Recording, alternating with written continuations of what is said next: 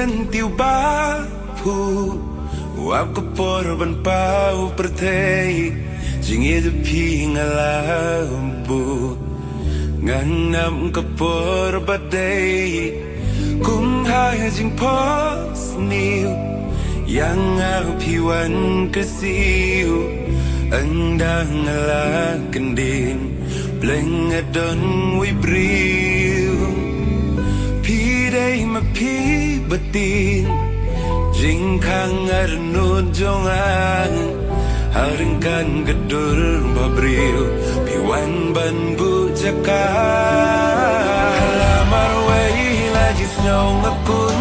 Halamar wei laji ngekipun Halamar wei laji ngitsanai Halamar wei Jimun bakon hadunut kiki Ngahaban sen nashin turkimi Halamar wei mensim kakus lai Halamar wei Nanabya kalashai Ngaman siban syupun Lajingin kabangadon Anda mentangas ngautu Banji di ngapindon kamon Bangman bami napi Banyu ibang lamlasyang Pizin hidalati Ngan patungan kan bangalan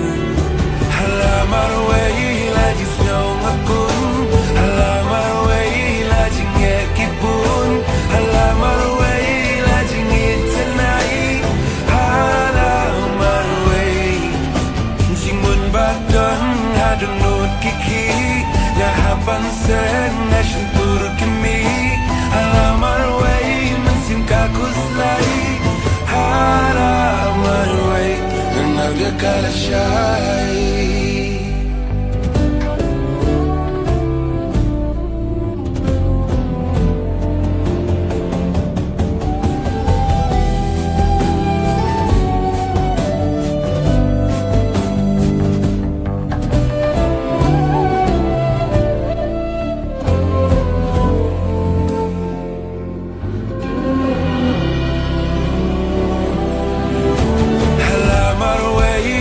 Snow ngakun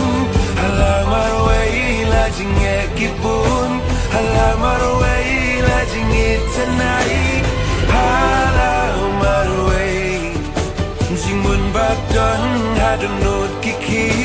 Ngahapan sen nashin turkimi Halamar wei mensim kakus lai